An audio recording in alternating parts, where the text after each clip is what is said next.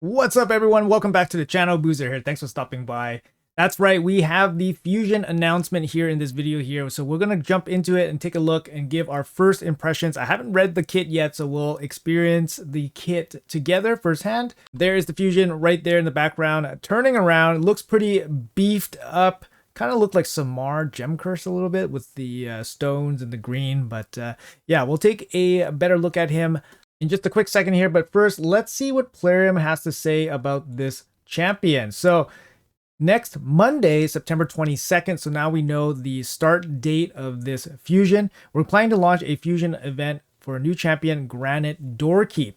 Now, they did mention it's just a fusion. It's going to be a traditional fusion, guys. It's not a fragment fusion. Usually they mention a fragment fusion. We did ask them whether it's a fragment fusion or not, and they did confirm that it is not a fragment fusion. It's from the Dwarf faction. It's a legendary champion. It's HP based and spirit affinity. All right, so let's see what Plarium has to say about Granyt here. So Granyt is an arena first brawler designed to crack open buff heavy defenses and tear through stone skin teams. That's very interesting.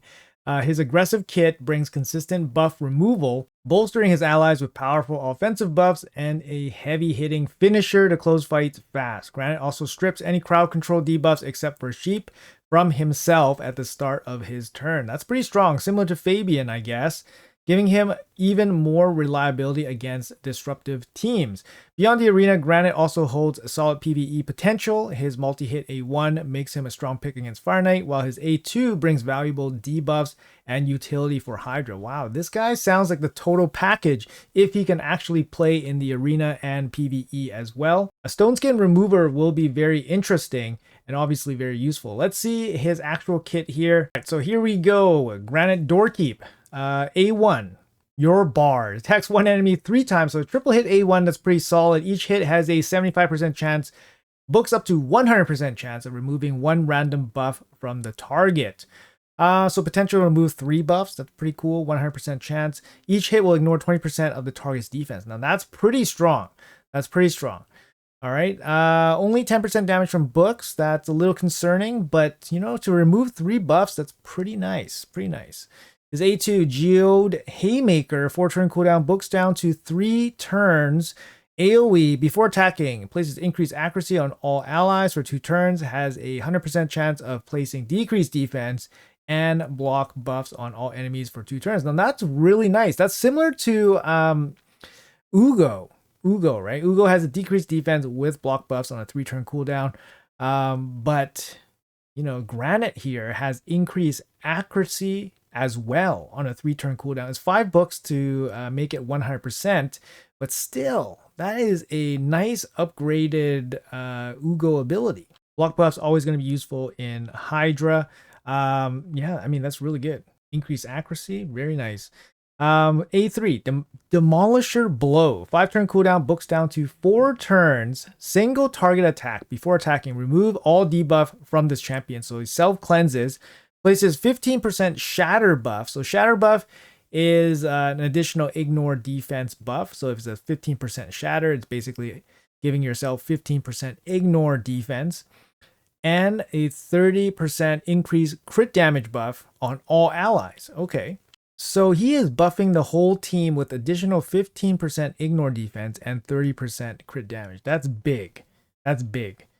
And then he will ignore unkillable, stone skin, block damage. If this target is not under unkillable, stone skin, block damage, this attack will deal 100% more damage, grants an extra turn if it kills an enemy. That is nice. That is a nice ability. That's a nice ability on a 4-turn cooldown. That is a nice ability, giving your whole team significant buffs. And it seems like he's going to hit super, super hard. Super hard. Oh, wow. Only 20% damage from books, but you know what? That seems pretty good. The ability seems pretty good. It's going to come down to multipliers, obviously, for all damage dealers. But yeah, this ability seems quite strong.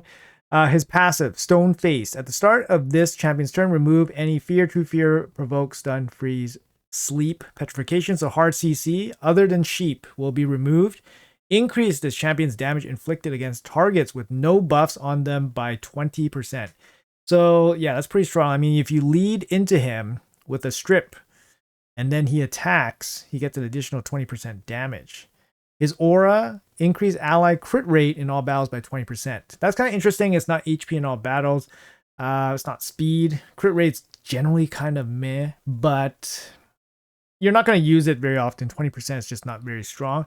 But yeah, I mean, just looking at his kit overall, I think it is actually quite solid. I mean, he might actually be viable in a couple areas, right? Like you could use him as a decreased defense block buffs for Hydra.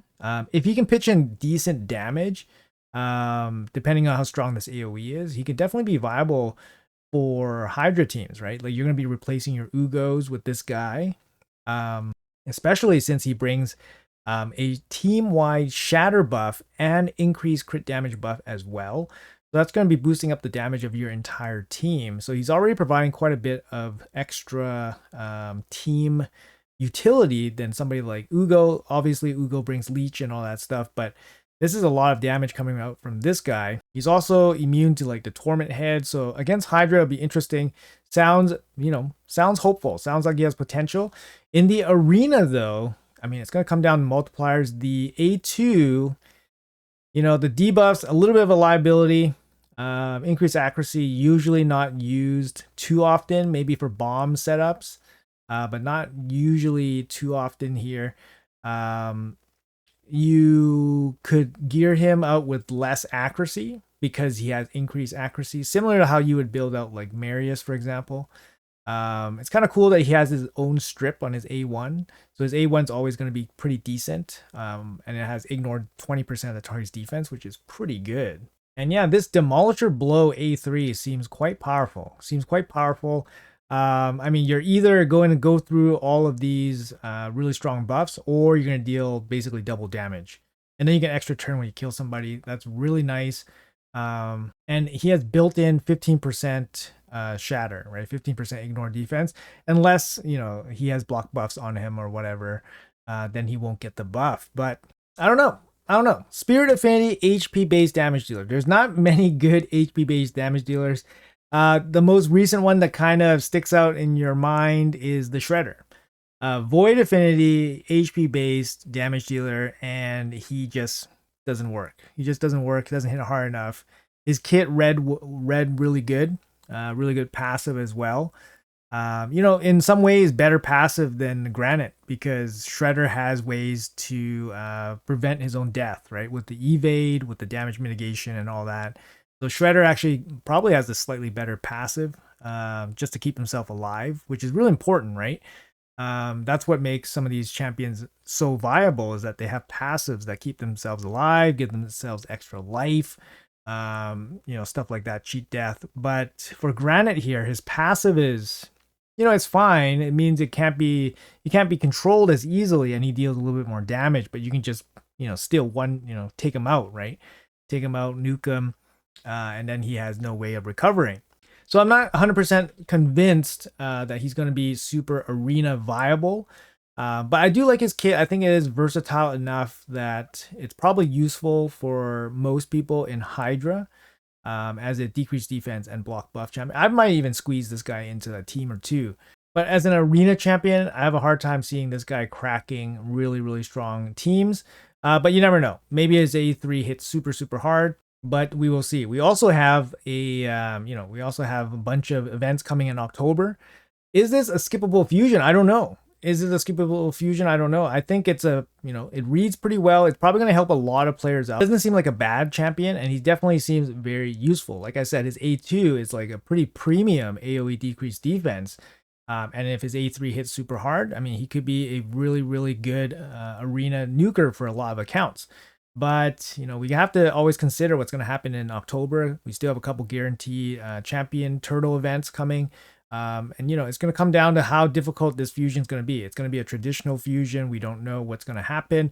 We don't know the requirements.